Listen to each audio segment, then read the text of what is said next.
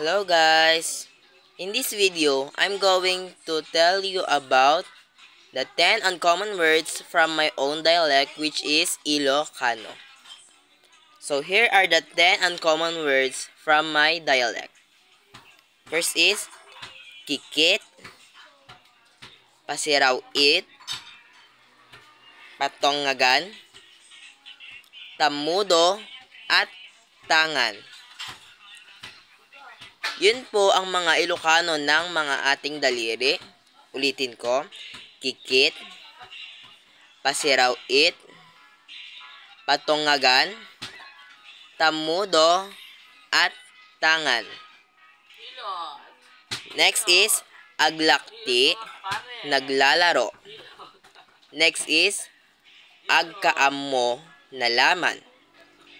Nagpaliw, nagpahinga.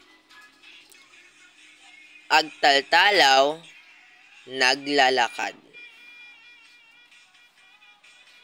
Now, here are the 3 examples that I'm going to use it in a sentence. Agtaltalaw kami, iti init. Naglalakad kami sa init sa Tagalog. Susunod, agkaammo kami, ay mali pala.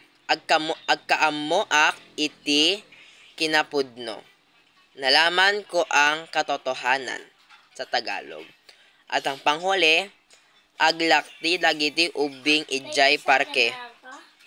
O sa Tagalog, naglalaro ang mga bata sa parke. Ayun lamang, paalam.